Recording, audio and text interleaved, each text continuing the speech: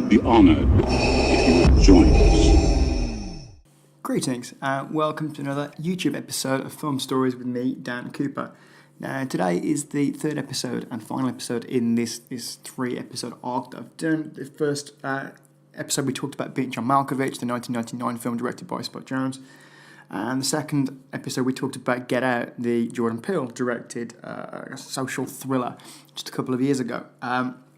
And today's episode just ties them both together in a really neat way. They're two of my favourite films, and so when I found out about this link, only fairly recently, it blew my mind, so I thought it would be a great one to share. It's a little bit of a different episode. Normally I take a film and talk about the production of that film. This is more just an interesting aside. I can't help but be spoilery with this, so if you haven't seen either of these two films, please don't listen. Go away. Go and listen to another of the episodes. But don't listen to this because I do have to go into details of the ending of both films, or certainly one of the films. So, Being John Malkovich, like I said, a 1999 film. It's about a pair of unlikely hucksters who discover a portal that takes them directly into the actor John Malkovich's brain and eventually allows them to gain control of him. There's a love triangle in the film. There's a subplot about a secret society who want to live forever. But at its very core, it's a body snatcher movie. Get Out, on the other hand, is about a family of inhuman profiteers who made a fortune out of auctioning full body transplants, where the consciousness of a white person is transplanted into the host body, the unwilling host body of a black person. The film has a lot of smart things to say about liberal attitudes towards race. It has a lot of smart things to say about the black experience in America, and it has some great horror movie beats. But at its core, it too essentially is a body snatcher movie. So these two films share that, and a few other things as well. But it's only, I think it was last year, it surfaced, and I came across this recently, it surfaced some clever writer. I first did a little bit of poking around. Madeline Popolka is the writer I could find, the one who put the dots together. But she put together these dots and came up with the idea, prepared to have mind blown if you haven't heard this already, that the two films are actually connected and take place in the same universe, and that Get Out is an indirect sequel to Being John Malkovich. Yes, I'll just pause there to let you catch your breath for a second before I go into the details of it. The idea is pretty simple, really. I mean, the film, I suppose the latter film was always seen as a sort of spiritual successor to Being John Malkovich because of the body snatching angles. And in spite of the differences, they do share a lot of the same DNA. But the link between them both, the plot link, is Catherine Keener's character. So the theory goes as such: Catherine Keener's characters in the two films act as the connection between Being John Malkovich and Get Out.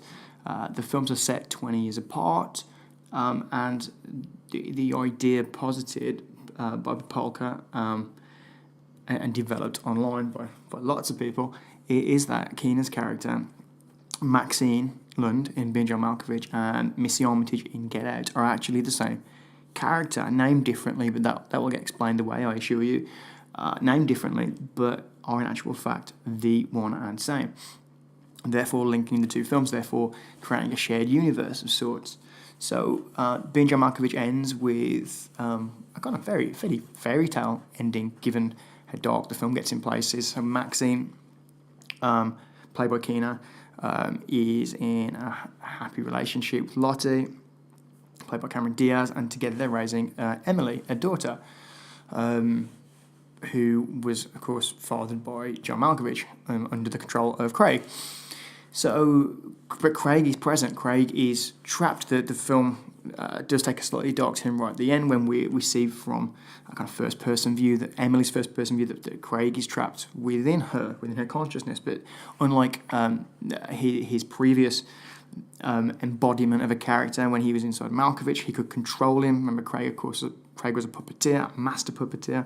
But the film shows us at the end he's trapped within Emily's body, a sort of consciousness passenger, and that's his fate. He is fated to be trapped within her forever. able to gaze at Maxine, with whom he's obsessed, but never in any way be able to contact her. So that's it's a kind of happy ending with a very dark underbelly, I suppose. And it seems at the end of the film that the body snatching technology has been lost, because the Malkovich host is lost to them, and Craig is trapped within Emily, and there seems to be no means for which anybody to do any further acts of consciousness transfer or of body snatching, call it what you will. But of course, Maxine is quite a mercenary character. The love that she seems to bear Lot at the end of the film could be genuine, but it could, of course, just be another act. As we see Maxine throughout the film kind of turn her affections at right angles whenever it suits her, and that Maxine is determined to explore other avenues that to gain power and that immortality that she would have found out about through Lottie, of course, who was connected to the secret society, who were planning to use Malkovich as a host in their journey towards immortality. So it's difficult to imagine that Maxine would just give up the idea of being so close to that much power, so close to the idea of immortality, and would go on to explore other means and methods of developing that. So perhaps, the theory points out that perhaps she and Maxine and Lottie might have sought out other members of the secret society, perhaps ones that hadn't entered Malkovich's mind, or perhaps we know that Maxine has skills of seduction. We see use those to great effect during Being John Malkovich. Perhaps that she seduced a neurosurgeon, and that would, as you can see, start to take us into the plot line then of Get Out, where Maxine, of course, who would have changed her identity naturally, partly to cover her tracks, partly, of course, to disguise who she was because of the clandestine acts that she's committing in Get Out, changed her identity and allied herself with a neurosurgeon, that, of course, being Mrs. Husband, to inflict new acts of consciousness transferal. It is implied, again, the theory says it's implied in Get Out that the consciousness transferal isn't always successful, and perhaps the theory puts forward the idea that perhaps that's the fate of Lottie in between the two films. She might have been one of the first attempts at a brain transplant, and because, of course, we know that Maxine was far more attracted to Lottie when she wasn't in the body of Lottie, so perhaps Lottie, who, of course, is besotted with Maxine, might have volunteered to be one of the first attempts at a brain transplant transferal, a consciousness transferal, and it's implied that the surgery is not successful in Get Out, and perhaps with Lottie it wasn't, and that would explain her absence from the film, or absence from the universe. We just talked about how Maxine and the others, perhaps the remnants of this secret society who didn't achieve immortality with Malkovich, the neurosurgeon, it makes sense that they would create new identities, live in a remote area as they do to avoid suspicion. And we've already talked about, and now the theory goes somewhere, of course, towards explaining the character of Rose as well from Get Out. It would make sense if if you grew up perhaps with some kind of latent spirit, like the really rather warped Craig, trapped inside you as a kind of prisoner, even though he may be not capable of autonomy. The very kind of fact that there's this subversive presence within your own body, within the edges of your consciousness, would in some way affect your development, and that would go a long way towards explaining the character of Rose, who is this just murderous psychopath, and she seems incapable of love. She seems completely incapable of empathy in Get Out, and I suppose having a rather warped individual fraying at the edges of your consciousness since you were born might be a reason for that. All those repressed latent power fantasies that Craig would be harbouring would have to manifest themselves in some way, right?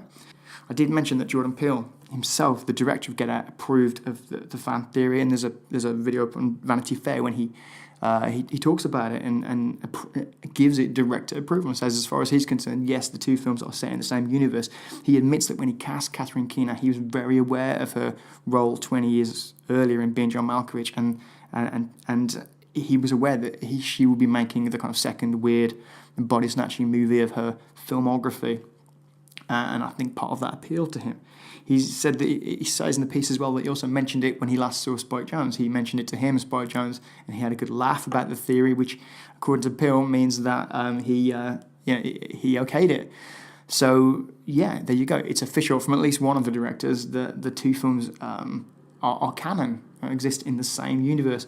Whether when Us comes out next month, that will too make any nods to Being John Malkovich, because there are nods within Get Out, of course. One of them being the small little half door that Chris opens to discover the truth about Rose when he finds the photographs. You'll know that moment if you've seen the film, and if you haven't seen the film, while you're still listening. But yeah, that of course door resembles the strange half door, which is the portal into Malkovich's brain in Being John Malkovich, and that there are more. The fact that he made these little visual nods to the prior film shows that perhaps some part of his mind was always thinking about the connection between the two of them.